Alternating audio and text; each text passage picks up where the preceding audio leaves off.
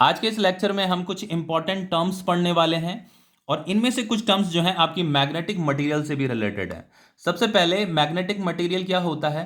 वो मटेरियल जो magnetic field में रखे जाने पे मैग्नेटाइज हो जाते हैं, उन मटेरियल को हम क्या बोलते हैं? मैग्नेटिक मटेरियल बोलते हैं।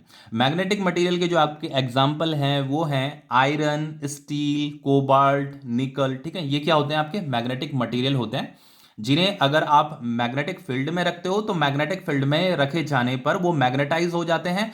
अब मैग्नेटाइज होने के बाद जो है वो अपनी खुद की मैग्नेटिक फील्ड भी बनाते हैं। ठीक है, तो उन्हीं को हम क्या बोलते हैं? मैग्नेटिक मटेरियल बोलते हैं। अब देखिए यहां पे हमारी ये कुछ इंपॉर्टेंट टर्म्स हैं जिन्हें हम वन बाय वन समझेंगे। देखो, पहला है आपका मैग्नेटिक फ्लक्स डेंसिटी, और मैग्नेटिक फ्लक्स डेंसिटी ही आपका क्या होता है? मैग्नेटिक फील्ड स्ट्रेंथ भी होता है। ये दोनों एक ही चीज है, दो अलग अलग चीज नहीं है, एक ही चीज है। अभी समझ में आ जाएगा आपको। नेक्स्ट होगा हमारा टॉपिक, वो है आपका मैग्नेटिक परमेबिलिटी। इसके लिए जो सिंबल यूज किया जाता है म्यू। नेक्स्ट है आपका magnetic permeability of free space, इसके लिए जो सिंबल यूज किया जाता है म्यू नॉट। फिर नेक्स्ट है आपका रिलेटिव मैग्नेटिक परमिएबिलिटी, इसके लिए जो सिंबल यूज किया जाता है म्यू आर। फिर होगा हमारा मैग्नेटाइजिंग इंटेंसिटी, जिसे हम मैग्नेटाइजिंग फोर्स भी बोल रहे हैं, इसके लिए जो हम सिंबल यूज करते हैं कैपिटल एच। नेक्स्ट है आपका मैग्नेटाइजेशन इंटेंसिटी। देखो, ये तो आपका मैग्नेटाइजिंग इंटेंसिटी था और ये है आपका मैग्नेटाइजेशन इंटेंसिटी। ठीक है, इसी को हम इंटेंसिटी ऑफ मैग्नेटाइजेशन भी बोलते हैं, इसके लिए जो सिंबल यूज किया जाता है कैपिटल आई यूज किया जाता है। नेक्स्ट है हमारा मैग्नेटिक ससेप्टिबिलिटी, इसके लिए जो सिंबल यूज किया गया है वो है काई एम। लास्ट में हम पढ़ेंगे relation between magnetic permeability and magnetic susceptibility. Magnetic permeability और मैग्नेटिक ससेप्टिबिलिटी में हम रिलेशन निकालेंगे। देखो, सबसे पहले समझते हैं मैग्नेटिक फ्लक्स डेंसिटी किसे कहते हैं और मैग्नेटिक फील्ड स्ट्रेंथ। जो मैग्नेटिक फ्लक्स डेंसिटी को ही मैग्नेटिक फील्ड स्ट्रेंथ भी बोला जाता है, यहीं पे इस चीज को समझेंगे हम। देखो बच्चों, मैग्नेटिक फ्लक्स तो आप लोगों को पता है, प्रीवियस लेक्चर में आपको मैग्नेटिक फ्लक्स में आपको बता चुका हूं। जैसे यहाँ पे आपका ये मैग्नेटिक फील्ड है, ठीक है, और इस मैग्नेटिक फील्ड में मैंने एक सर्कुलर प्लेन सरफेस कंसीडर किया है इस तरीके से। और ये जो मैग्नेटिक फील्ड है, ये मैग्नेटिक फील्ड इस सर्कुलर प्लेन सरफेस को जो है परपेंडिकुलरली क्रॉस करते हुए जा रहा है। जैसे बच्चों मान लो ये आपका ऐसे सर्कुलर प्लेन सरफेस हमने एक कंसीडर किया है, एक प्लेन सरफेस, इसमें से मैग्नेटिक फील्ड से ऐसे क्रॉस करते हुए जा रहा है, ऐसे परपेंडिकुलरली क्रॉस करते हुए जा रहा है। तो इस प्लेन सरफेस से एसोसिएटेड जो आपका मैग्नेटिक फ्लक्स होता था, उसके लिए सिंबल हम ये यूज करते थे। इसका जो फॉर्मूला होता था वो होता था आपका बी ए कॉस थीटा, इतना आपको पता है। तो बच्चों यहाँ पे जो मैग्नेटिक फील्ड है वो ऐसा है, ठीक है, मतलब इस प्लेन सरफेस को परपेंडिकुलरली क्रॉस करते हुए जा रहा है, ये आपका मैग्नेटिक फील्ड है। और इस प्लेन सरफेस का जो एरिया वेक्टर होगा उसका डायरेक्शन भी यही होता है, ठीक है, इसके प्लेन के परपेंडिकुलर होता है। तो एरिया वेक्टर का जो डायरेक्शन है वो मैग्नेटिक फील्ड की ही डायरेक्शन में है। तो दोनों सेम डायरेक्शन में, तो थीटा क्या हो जाएगा बच्चों? 0 डिग्री हो जाएगा। Theta is the angle between magnetic field and area vector होता है, ठीक है। तो फाइनली बच्चों, इस प्लेन सरफेस से एसोसिएटेड जो मैग्नेटिक फ्लक्स बन रहा है वो कितना बन रहा है? बी ए बन रहा है, क्योंकि cos 0 डिग्री की वैल्यू क्या होती है? 1 होती है, ठीक है। तो देखो, अगर मैं इसे डिवाइडेड बाय ए कर देता हूं, इसे भी डिवाइडेड बाय ए कर देता हूं, तो ये ए से ए तो आपका कट जाएगा। तो ये जो आपका फ्लक्स डिवाइडेड बाय एरिया होता है ना, इसी को मैग्नेटिक फ्लक्स डेंसिटी बोला जाता है। और यहां पे क्या बचेगा? बी बचेगा। तो ये बी क्या है? ये तो आपका मैग्नेटिक फील्ड स्ट्रेंथ है, इसे क्या बोलते हैं हम? Magnetic field strength.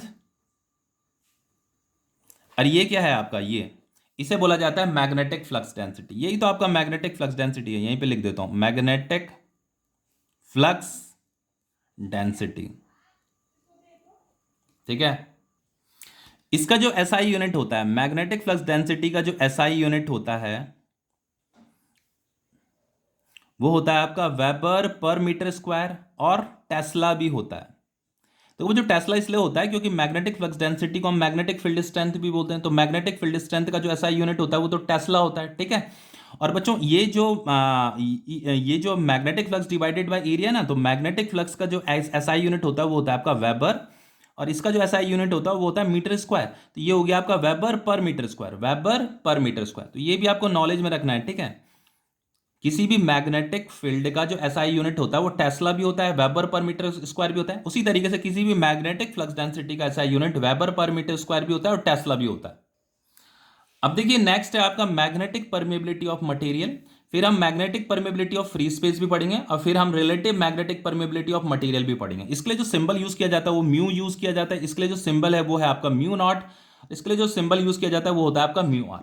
देखो सबसे पहले मैग्नेटिक परमेबिलिटी ऑफ मटेरियल क्या है, वो ये कह रहा है कि जो आपका मटेरियल होता है वो मैग्नेटिक फील्ड को अपने में से पास होने के लिए कितना परमिट कर रहा है, उसी के मेजरमेंट को क्या बोला जाता है, मैग्नेटिक परमेबिलिटी ऑफ मटेरियल बोला जाता है। देखो फिर से समझाता हूं, जैसे मान लो ये आपका मैग्नेटिक फील्ड है। अब ये मैग्नेटिक फील्ड अभी तो फ्री स्पेस में से होकर के जा रहा है, ठीक है, इस फ्री स्पेस में से मतलब पास कर रहा है। लेकिन अगर यहां पे मैं कोई एक मटेरियल रख देता हूं, ऐसे ये मटेरियल रख दिया, तो अब इस मटेरियल में से भी होकर के जा रहा है ये मैग्नेटिक फील्ड। तो ये मटेरियल अपने में से इस मैग्नेटिक फील्ड को पास होने के लिए कितना परमिट कर रहा है, उसी के मेजरमेंट को क्या बोला जाता है, मैग्नेटिक परमेबिलिटी ऑफ मटेरियल बोला जाता है। अगर बच्चों ये जो मटेरियल है इसकी मैग्नेटिक परमेबिलिटी की वैल्यू अगर ज्यादा है तो इसका मतलब ये मटेरियल अपने में से ज्यादा मैग्नेटिक फील्ड को पास होने देगा। और अगर इस मटेरियल की मैग्नेटिक परमेबिलिटी की वैल्यू अगर कम है तो इसका मतलब ये मटेरियल अपने में से मैग्नेटिक फील्ड को कम पास होने देगा। समझ में आ रहा है? तो मैग्नेटिक परमेबिलिटी ऑफ मटेरियल का मतलब ये है कि जो आपका मटेरियल है वो अपने में से मैग्नेटिक फील्ड को पास होने के लिए कितना परमिट कर रहा है, उसी मेजरमेंट को क्या बोला जाता है, मैग्नेटिक परमेबिलिटी ऑफ मटेरियल बोला जाता है। अब नेक्स्ट है आपका magnetic permeability of free space. देखो जैसे ये आपका मैग्नेटिक फील्ड है, ये आपका मैग्नेटिक फील्ड है, ठीक है, मान लो ये आपका मैग्नेटिक फील्ड है। तो ये मैग्नेटिक फील्ड अब बच्चों इस फ्री स्पेस में से होकर के जा रहा है, तो ये फ्री स्पेस इस मैग्नेटिक फील्ड को अपने में से पास होने के लिए कितना परमिट कर रहा है, फ्री स्पेस मैग्नेटिक फील्ड को अपने में से पास होने के लिए कितना परमिट कर रहा है, उस मेजरमेंट को क्या बोला जाता है, magnetic permeability of free space बोला जाता है। ठीक है, तो ज्यादा कंफ्यूजन नहीं हो रहा होगा, सब समझ में आ गया होगा। तो इसका जो वैल्यू होता है magnetic permeability of free space का जो वैल्यू होता है वो होता है आपका 4 पाई इंटू 10⁻⁻⁷। ये भी आपको नॉलेज में रखना है, ठीक है। अब आपका relative magnetic permeability of material. अब देखो इसका जो सिंबल है म्यू आर है, तो किसी भी मटेरियल का अगर आपको रिलेटिव मैग्नेटिक परमेबिलिटी निकालना है तो उसके लिए आपको क्या करना है, उस मटेरियल का वैसे आपको मैग्नेटिक परमेबिलिटी पता होना चाहिए, उस मटेरियल का आपको मैग्नेटिक परमेबिलिटी पता होना चाहिए और उसको आपको डिवाइड करना है magnetic permeability of free space से। तो ये आपको मिल जाएगा relative magnetic permeability of material. फिर से बोल देता हूं, अगर आपको किसी भी मटेरियल का रिलेटिव मैग्नेटिक परमेबिलिटी निकालना है तो आपको उस मटेरियल का मैग्नेटिक परमेबिलिटी लिखना है और उसे डिवाइड कर देना है magnetic permeability of free space से, बस। तो इसका जो ये रेशियो होता है ना, इसी रेशियो को क्या बोला जाता है, relative magnetic permeability of material बोला जाता है। जैसे मान लो एग्जाम में कोई क्वेश्चन आ रखा है और उस क्वेश्चन में आपको relative magnetic permeability of material की वैल्यू 2 दे रखी है। अब इस 2 से आपको क्या पता चल रहा है, इस 2 से ये पता चल रहा है आपको कि उस मटेरियल की जो परमेबिलिटी है वो फ्री स्पेस की परमेबिलिटी से 2 टाइम्स है। समझ में आ रहा है? तो किसी भी मटेरियल की अगर आपको रिलेटिव मैग्नेटिक परमेबिलिटी दे रखी है तो उस वैल्यू से आप ये पता कर सकते हो कि उस मटेरियल की जो परमेबिलिटी है वो फ्री स्पेस की परमेबिलिटी से कितना टाइम्स है। अब जैसे आपको ये म्यू आर दे रखा है तो इसकी वैल्यू तो आप जानते ही हो, इसकी वैल्यू तो 4 पाई इंटू 10⁻⁷ है। तो फाइनली इस फॉर्मूले से आप इसकी वैल्यू भी कैलकुलेट कर सकते हो, ये तो आपको गिवन है, ये भी आपको नोन होती है इसकी वैल्यू। तो इस मटेरियल की जो मैग्नेटिक परमेबिलिटी है वो आप आसानी से कैलकुलेट कर सकते हो। अब देखिए इस म्यू आर के लिए एक और फॉर्मूला होता है। जैसे मान लो ये आपका मैग्नेटिक फील्ड है, ठीक है, मान लो इसे हम एक्सटर्नल मैग्नेटिक फील्ड बोल रहे हैं। तो एक्सटर्नल मैग्नेटिक फील्ड के लिए हमेशा आज से नॉलेज में रखना, इस चैप्टर में जब भी हम एक्सटर्नल मैग्नेटिक फील्ड की बात करेंगे या मैग्नेटाइजिंग फील्ड की बात करेंगे, इस फील्ड को मैग्नेटाइजिंग फील्ड भी बोला जाता है। इसलिए बोला जाता है मैग्नेटाइजिंग फील्ड क्योंकि अगर मैं इसमें किसी मैग्नेटिक मटीरियल को रख देता हूं तो ये जो फील्ड है ये फील्ड इस मैग्नेटिक मटीरियल को मैग्नेटाइज कर देता है, इसीलिए हम इस फील्ड को मैग्नेटाइजिंग फील्ड भी बोलते हैं। ठीक है, तो मैग्नेटाइजिंग फील्ड जो है आपका, इसे हम बी नॉट बोल रहे हैं। यहां पे जो ये मैग्नेटिक फील्ड है इसके लिए जो सिंबल हम यूज करेंगे बी नॉट सिंबल यूज करेंगे। अब बी नॉट को मैग्नेटाइजिंग फील्ड भी बोला जाता है या आप इसे एक्सटर्नल मैग्नेटिक फील्ड भी बोल सकते हो। तो इसे आपको नॉलेज में रखना है कि एक्सटर्नल मैग्नेटिक फील्ड के लिए यहां पे जो हम सिंबल यूज कर रहे हैं वो बी नॉट यूज कर रहे हैं और एनसीईआरटी भी इसके लिए एक्सटर्नल मैग्नेटिक फील्ड के लिए जो सिंबल यूज कर रही है बी नॉट ही यूज कर रही है। ठीक है, तो हमने इसे एक्सटर्नल मैग्नेटिक फील्ड में एक मैग्नेटिक मटेरियल को रखा है, तो आपको पता है ये मैग्नेटिक मटेरियल मैग्नेटाइज होने लग जाएगा। अब मैग्नेटाइज होने के बाद बच्चों ये भी अपना खुद का मैग्नेटिक फील्ड बनाएगा। तो जो ये मैग्नेटिक फील्ड प्रोड्यूस करेगा, ये मैग्नेटिक मटेरियल जो मैग्नेटिक फील्ड प्रोड्यूस करेगा उसे हम इंड्यूस्ड मैग्नेटिक फील्ड बोलते हैं। ठीक है, तो जो इंड्यूस्ड मैग्नेटिक फील्ड है वो कितना है, BM है। तो ये BM किसका मैग्नेटिक फील्ड है, इस मटेरियल का मैग्नेटिक फील्ड है जो ये मटेरियल प्रोड्यूस कर रहा है। ठीक है, तो इसके अंदर जो ऑलरेडी मैग्नेटिक फील्ड था वो B नॉट भी था, बी नॉट मैग्नेटिक फील्ड में हमने इस मटेरियल को रखा था, तो ये मटेरियल मैग्नेटाइज हो गया। अब ये मटेरियल भी इतना मैग्नेटिक फील्ड प्रोड्यूस कर रहा है, तो अब इस मटेरियल के अंदर जो टोटल मैग्नेटिक फील्ड हो जाएगा वो कितना हो जाएगा, B nought plus B M हो जाएगा, जिसे हम बी बोल रहे हैं। ठीक है। अब देखो बच्चों, मैंने आपको क्या बोला था, ये जो म्यू आर होता है इसके लिए एक दूसरा फॉर्मूला भी होता है। तो म्यू आर आप इस तरीके से भी कैलकुलेट कर सकते हो। मान लो ये जो मटेरियल हमने इसके अंदर रखा हुआ है, इस मटेरियल का अगर आपको रिलेटिव मैग्नेटिक परमेबिलिटी कैलकुलेट करना है, तो उसका उसे कैलकुलेट करने का एक तरीका ये भी होता है, इस मटेरियल के अंदर जो ये टोटल मैग्नेटिक फील्ड है उसे यहां पे लिखो, और ये जो आपका एक्सटर्नल मैग्नेटिक फील्ड है इसे यहां पे लिखो। ठीक है। तो इस तरीके से भी आपका रिलेटिव मैग्नेटिक परमेबिलिटी कैलकुलेट हो जाता है। तो ये दो एक्सप्रेशन है हमारे पास, इन्हें आप लर्न कर लीजिएगा। ये म्यू अपॉन म्यू नॉट तो होता ही है, लेकिन ये बी अपॉन बी नॉट भी होता है। ठीक है। जैसे ये म्यू अपॉन म्यू नॉट है ना, उसी तरीके से बी अपॉन बी नॉट भी होता है। बी क्या है आपका total magnetic field inside the material है, और बी नॉट क्या है आपका एक्सटर्नल मैग्नेटिक फील्ड, जिसे हम मैग्नेटाइजिंग फील्ड भी बोलते हैं। अब नेक्स्ट है हमारा, अब देखिए, अब हमारा टॉपिक है मैग्नेटाइजिंग इंटेंसिटी, जिसे हम मैग्नेटाइजिंग फोर्स भी बोलते हैं, और इसके लिए जो सिंबल यूज किया गया है कैपिटल एच यूज किया गया है। फिर नेक्स्ट हमारा होगा मैग्नेटाइजेशन इंटेंसिटी, जिसे हम इंटेंसिटी ऑफ मैग्नेटाइजेशन भी बोलते हैं, और इसके लिए सिंबल किया गया है यूज कैपिटल आई। तो देखो, एक तो आपका मैग्नेटाइजेशन इंटेंसिटी, एक आपका मैग्नेटाइजिंग इंटेंसिटी। देखो इसे समझते हैं ये क्या चीज है बच्चों। जैसे ये आपका एक्सटर्नल मैग्नेटिक फील्ड है, ठीक है, और ये जो फील्ड है बच्चों कितना है, बी नॉट है। तो बच्चों इस फील्ड को जो है मैग्नेटाइजिंग फील्ड भी बोलते हैं, मैग्नेटाइजिंग फील्ड, या आप इसे इसे आप जो है एक्सटर्नल मैग्नेटिक फील्ड भी बोलेंगे, एक्सटर्नल मैग्नेटिक फील्ड। तो आपको यहां पे नॉलेज ये रखना है कि एनसीईआरटी में बच्चों एक्सटर्नल मैग्नेटिक फील्ड के लिए, और मैग्नेट या आप मैग्नेटाइजिंग फील्ड भी उसे बोल सकते हैं, इसके लिए जो सिंबल यूज किया गया है वो बी नॉट यूज किया गया है। अब देखो, इस फील्ड को मैं मैग्नेटाइजिंग फील्ड इसलिए बोल रहा हूं क्योंकि बच्चों इसका मतलब यह है कि इस फील्ड में अगर हम किसी भी मैग्नेटिक मटेरियल को रख देते हैं, ये मान लो आपका एक मैग्नेटिक मटेरियल है, तो ये मैग्नेटिक किसी भी फील्ड में अगर आप मैग्नेटिक मटेरियल को रख रहे हैं, और वो मैग्नेटिक मटेरियल भी अगर मैग्नेटाइज हो जा रहा है, तो हम उस फील्ड को क्या बोलेंगे, मैग्नेटाइजिंग फील्ड बोलेंगे। क्योंकि वो फील्ड बच्चों, उस फील्ड के संपर्क में आने पर वो मटेरियल क्या हो जा रहा है, मैग्नेटाइज हो जा रहा है। इसलिए हम इस फील्ड को, इस वाली फील्ड को हम क्या बोल रहे हैं, मैग्नेटाइजिंग फील्ड बोल रहे हैं। ठीक है। और इस उसी को हम एक्सटर्नल मैग्नेटिक फील्ड भी बोल सकते हैं, और इसके लिए जो सिंबल हम यूज करेंगे बी नॉट यूज करेंगे। और इस मैग्नेटाइजिंग फील्ड का जो इंटेंसिटी होता है उसे हम क्या बोलते हैं, मैग्नेटाइजिंग इंटेंसिटी। फिर से बोल रहा हूं, ये जो मैग्नेटाइजिंग फील्ड है इसके लिए हम सिंबल यूज कर रहे हैं बी नॉट, और इस जिसे हम एक्सटर्नल मैग्नेटिक फील्ड भी बोल सकते हैं, और इस मैग्नेटाइजिंग फील्ड का जो इंटेंसिटी होता है उसे हम बोलते हैं मैग्नेटाइजिंग इंटेंसिटी। और मैग्नेटाइजिंग इंटेंसिटी के लिए जो सिंबल यूज किया जाता है वो है आपका कैपिटल एच। तो बच्चों कोई भी जो मैग्नेटाइजिंग फील्ड होता है ना, वो किस पे डिपेंड करता है, वो मैग्नेटाइजिंग इंटेंसिटी पे डिपेंड करता है। मतलब कोई भी जो मैग्नेटिक फील्ड है, उस मैग्नेटिक फील्ड की कुछ ना कुछ इंटेंसिटी भी तो होगी। तो अगर बच्चों मैग्नेटिक फील्ड की इंटेंसिटी ज्यादा है तो मैग्नेटिक फील्ड स्ट्रांग होगी, और अगर मैग्नेटिक फील्ड की इंटेंसिटी कम है तो मैग्नेटिक फील्ड वीक होगी। इसलिए मैंने यहां पे लिखा हुआ है कि जो आपका मैग्नेटाइजिंग फील्ड है वो किसके डायरेक्टली प्रोपोर्शनल है, वो मैग्नेटाइजिंग इंटेंसिटी के डायरेक्टली प्रोपोर्शनल है, मतलब वो इस पर डिपेंड कर रहा है। अब देखो बच्चों, अगर मैं इस प्रोपोर्शनैलिटी के साइन को हटाता हूं तो यहां पे इक्वल का साइन आएगा, यहां पे हम एक कांस्टेंट इंट्रोड्यूस करेंगे, उसे हम क्या बोलेंगे, म्यू नॉट बोलेंगे। ये जो मैग्नेटिक फील्ड है इस फ्री स्पेस में से होकर के जा रही है ना, उस फ्री स्पेस की परमेबिलिटी आएगा यहां पे, और ये एच आएगा। तो इस तरीके से हमें ये एक फॉर्मूला मिल गया है, और इसे आप ऐसे भी लिख सकते हो, H is equal to B nought upon mu nought. ये क्या है आपका मैग्नेटाइजिंग फील्ड है, जिसे आप एक्सटर्नल फील्ड भी बोल सकते हो, और ये क्या है आपका, ये उस मैग्नेटाइजिंग फील्ड की मैग्नेटाइजिंग इंटेंसिटी है, मैग्नेटाइजिंग इंटेंसिटी। इसके लिए जो हम सिंबल यूज करेंगे एच यूज करेंगे। ठीक है। अब देखिए बच्चों, एक बहुत इंपॉर्टेंट क्वेश्चन ना एग्जाम में पूछ लिया जाता है। देखो जैसे मान लो ये आपका करंट कैरिंग सोलेनोइड है, ध्यान से देखना, ये आपका करंट कैरिंग सोलेनोइड, इस तरीके से इसमें ऐसे करंट जा रहे हैं ऐसे। तो बच्चों जो आपका करंट कैरिंग सोलेनोइड होता है, आपको पता है कि वो बार मैग्नेट की तरह बिहेव करता है। जैसा मैग्नेटिक फील्ड आपका बार मैग्नेट बनाता है, वैसे ही आपका करंट कैरिंग सोलेनोइड भी मैग्नेटिक फील्ड बनाता है। ठीक है। और करंट कैरिंग सोलेनोइड के अंदर जो मैग्नेटिक फील्ड होता है वो यूनिफॉर्म होता है और स्ट्रांग भी होता है। ठीक है।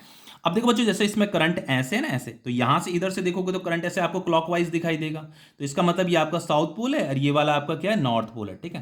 तो इसके अंदर जो मैग्नेटिक फील्ड होता है कुछ इस प्रकार का होता है, ऐसे, और ये कुछ इस तरीके से, और ये कुछ इस तरीके से, समझ में आ रहा है। तो ऐसे नॉर्थ से मैग्नेटिक फील्ड निकल रहा है, और साउथ में ये एंटर कर रहा है, साउथ में क्या कर रहा है, ये एंटर कर रहा है। तो इस तरीके से नॉर्थ से वो फिर साउथ में जाता है, फिर नॉर्थ से वो साउथ में जाता है। तो जो मैग्नेटिक फील्ड होता है वो क्या करता है, क्लोज लूप बनाता है, इतना आपको पता होगा।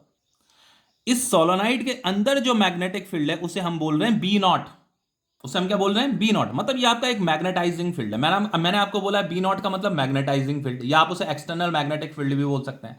तो बच्चों अगर मैं इस मैग्नेटाइजिंग फील्ड में, इस एक्सटर्नल मैग्नेटिक फील्ड में किसी किसी मैग्नेटिक मटेरियल को रख देता हूं, तो मैग्नेटिक मटेरियल भी क्या हो जाएगा, मैग्नेटाइज हो जाएगा, इतना आपको पता है।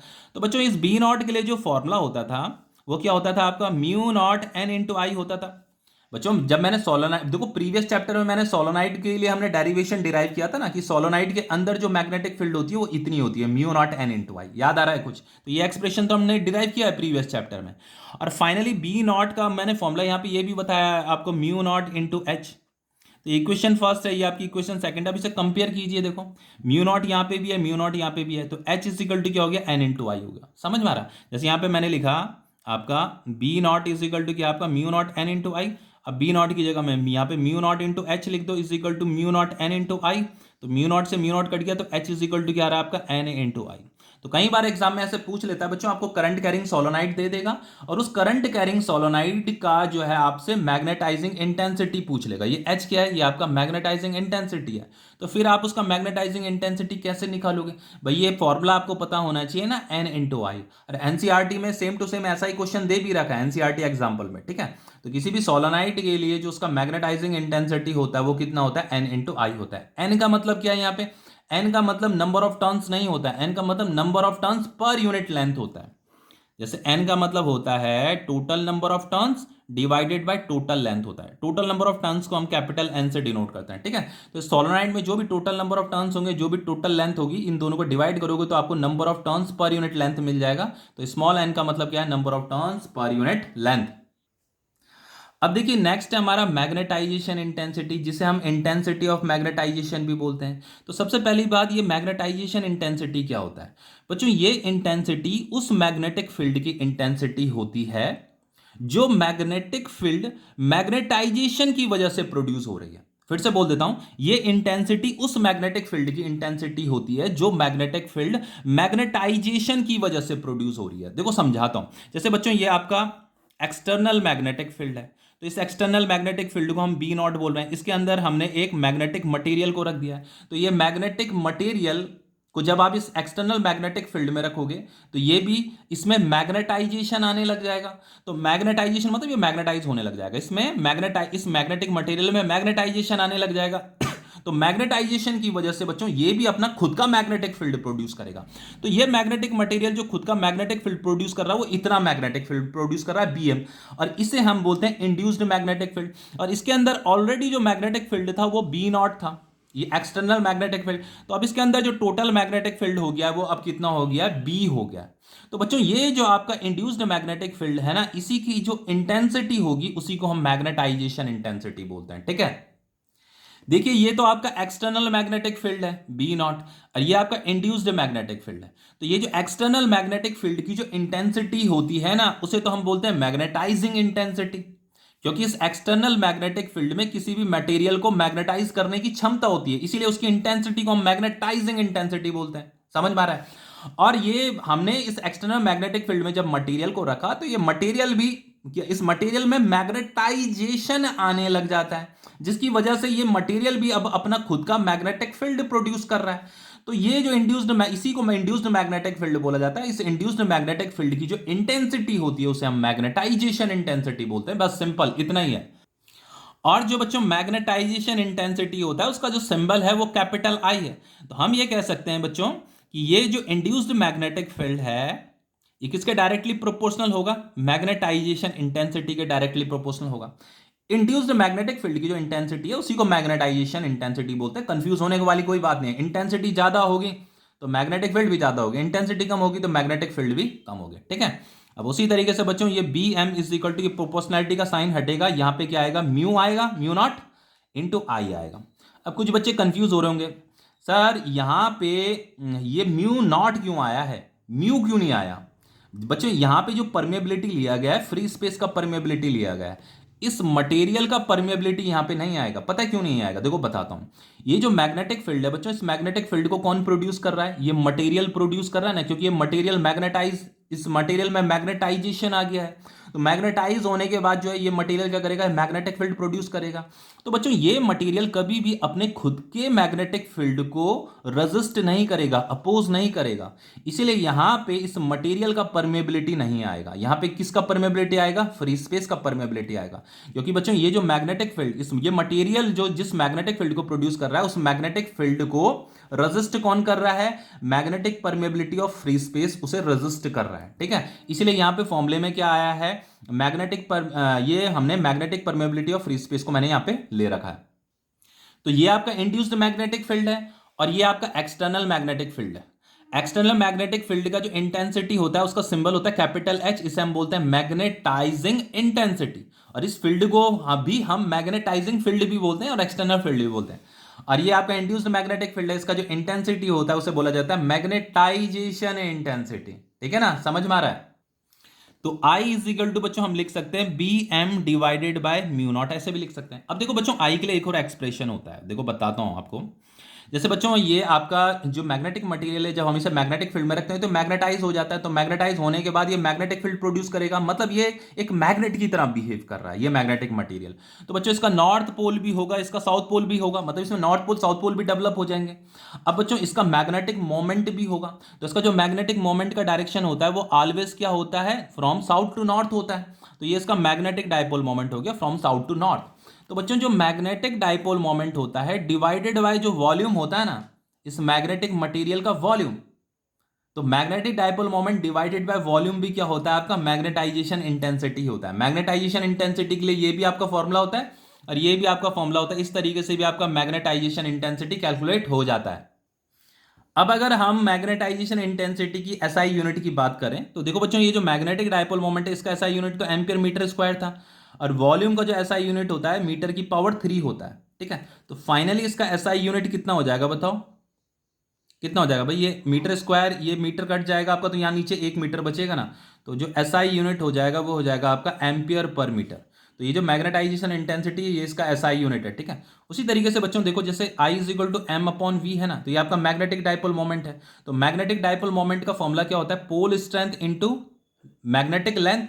भाई इसकी लेंथ है कितनी? 2L है और ये इसका पोल स्ट्रेंथ है। यहाँ पे मान लो नॉर्थ पोल का पोल स्ट्रेंथ m है, स्मॉल m, साउथ पोल का पोल स्ट्रेंथ m है। तो m इंटू 2L, ये जो मैग्नेट है बच्चों, ये जो मतलब इसमें मैग्नेटाइजेशन आ गया, अब ये बार मैग्नेट की तरह बिहेव कर रहा है तो इसका लेंथ कितना है? 2L है।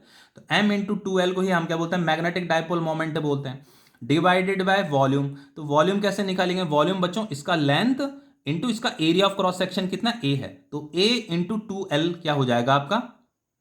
वॉल्यूम हो जाएगा। तो 2L से 2L कट गया, तो ये I इज इक्वल टू आपका pole strength divided by area भी होता है। ये भी आपका क्या है बच्चों? I का फॉर्मूला है। मैग्नेटाइजेशन इंटेंसिटी के लिए ये भी फॉर्मूला होता है, ये भी फॉर्मूला होता है और ये भी आपका फॉर्मूला होता है। ठीक है, अब देखो जैसे आपका जो ये जो पोल स्ट्रेंथ है, पोल स्ट्रेंथ का जो एसआई यूनिट होता है वो आपका एम्पियर मीटर होता है, इसका एसआई यूनिट मीटर स्क्वायर होता है। तो ये मीटर आपका कट जाएगा तो यहाँ नीचे 1 मीटर बचेगा, तो इसका एसआई यूनिट अगेन क्या हो जाएगा? एम्पियर पर मीटर हो जाएगा, एम्पियर पर मीटर हो जाएगा, जो यहाँ पे लिखा था मैंने। ठीक है, तो इसे नॉलेज में रखना है आपको। अब देखिए नेक्स्ट टॉपिक है हमारा मैग्नेटिक ससेप्टिबिलिटी। इसके लिए जो सिंबल होता है वो होता है आपका काई एम। ठीक है, और बच्चों ये जो आपका मैग्नेटिक ससेप्टिबिलिटी है ये आपका यूनिट लेस होता है और डायमेंशन लेस भी होता है, मतलब इसका कोई एसआई यूनिट नहीं होता है। ठीक है, अब देखो यहां पे क्या कह रहा है आपका, देखो इसका डेफिनेशन क्या कह रहा है? It is a property which determine how easily a specimen can be magnetised when placed in the magnetising field. Magnetising field किसे बोलते हैं? एक्सटर्नल मैग्नेटिक फील्ड को ही मैग्नेटाइजिंग फील्ड बोलते हैं। इसका मतलब ये है, वो ये कह रहा है कि किसी भी मटेरियल का जो मैग्नेटिक ससेप्टिबिलिटी होता है वो हमें ये बताता है कि वो मटेरियल मैग्नेटाइजिंग फील्ड में रखने पर कितनी आसानी से मैग्नेटाइज हो पा रहा है। समझ में आ रहा है? अगर किसी भी मटेरियल का मैग्नेटिक ससेप्टिबिलिटी ज्यादा है तो वो मटेरियल मैग्नेटिक फील्ड पे रखने पे आसानी से मैग्नेटाइज हो जाएगा, और अगर किसी मटेरियल का मैग्नेटिक ससेप्टिबिलिटी कम है तो वो मटेरियल आसानी से मैग्नेटाइज नहीं होगा। तो कि मैग्नेटिक ससेप्टिबिलिटी आपको क्या बता रही है बच्चों?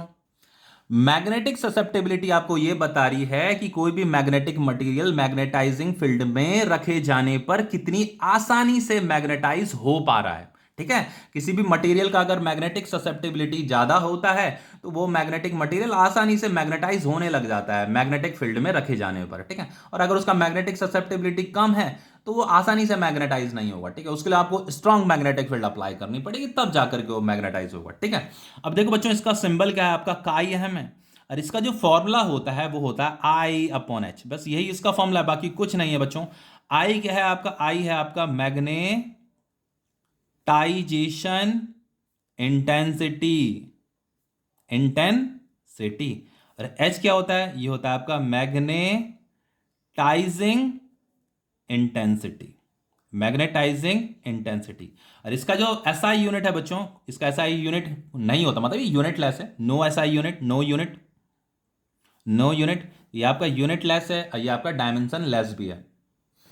एक और चीज बताता हूं बच्चों, देखो, हाँ, ये जो म्यू आर होता था ना, जिसे हम रिलेटिव मैग्नेटिक परमेबिलिटी बोलते थे, तो इसका भी कोई ऐसा यूनिट नहीं होता, ये भी आपका यूनिट लेस होता है। देखो, जो इसका ऐसा यूनिट होगा वो इसका ऐसा यूनिट होगा, तो ऐसा यूनिट तो कैंसिल हो जाएगा ना। उसी तरीके से म्यू आर का formula B upon B nought भी था, तो जो इसका ऐसा यूनिट होगा वो इसका भी ऐसा यूनिट होगा, तो वो ऐसा यूनिट भी कैंसिल हो जाएगा। तो इसीलिए ये क्या है आपका यूनिट लेस है, इसका कोई ऐसा यूनिट नहीं होता।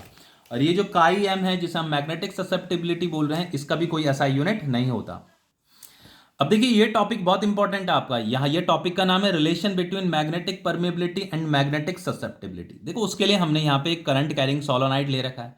तो आपको पता है बच्चों, इसके अंदर जो मैग्नेटिक फील्ड होती है वो कैसी होती है, जैसे बार मैग्नेट में होती है ना मैग्नेटिक फील्ड, कुछ इस तरीके से होगी मैग्नेटिक फील्ड, ऐसे कुछ इस तरीके से, कुछ इस तरीके से। ठीक है, तो मान लो ये आपका नॉर्थ पोल है, ये आपका नॉर्थ पोल है, ये आपका साउथ पोल है। ठीक है, मान लो।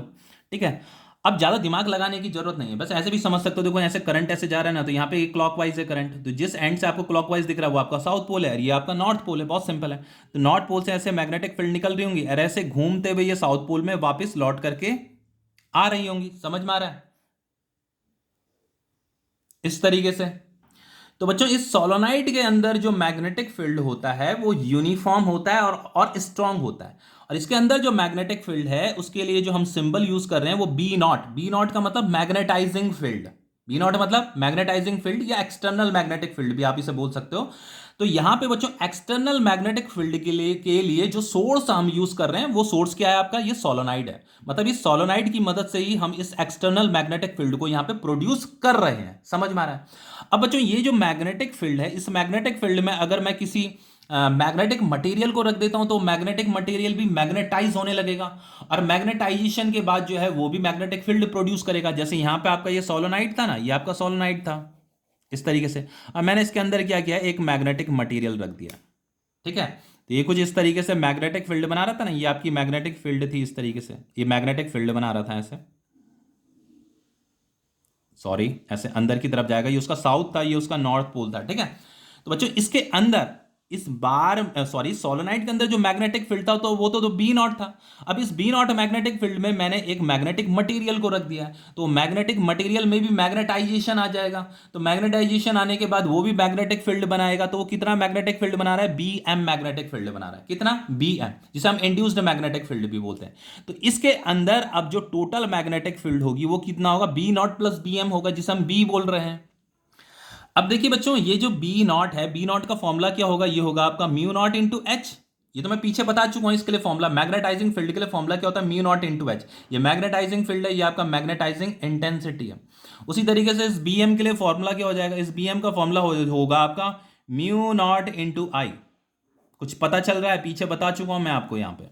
ठीक है, तो बच्चों यहां पे इस बी नॉट की जगह में लिख देते हैं म्यू नॉट इंटू एच, और इसकी जगह में लिख देते हैं म्यू नॉट इंटू आई। और यहाँ पे जो ये टोटल मैग्नेटिक फील्ड है, इस मटेरियल के अंदर जो टोटल मैग्नेटिक फील्ड है उसका जो फॉर्मूला होगा म्यू इंटू एच होगा। अब देखो, कुछ बच्चे कंफ्यूज हो होंगे, सर इस B is equal to mu into H क्यों लिखा आपने। देखो बताता हूं बच्चों, देखो इस मटेरियल के अंदर टोटल मैग्नेटिक फील्ड इतना है ना, समझ में आ रहा है? तो बच्चों ये जो मटेरियल है ना, ये मटेरियल बच्चों इस वाली मैग्नेटिक फील्ड को कभी भी रेजिस्ट या अपोज नहीं करेगा, क्योंकि बच्चों ये मैग्नेटिक फील्ड इस मटेरियल की खुद की मैग्नेटिक फील्ड है, क्योंकि ये मटेरियल खुद इस मैग्नेटिक फील्ड को प्रोड्यूस कर रहा है।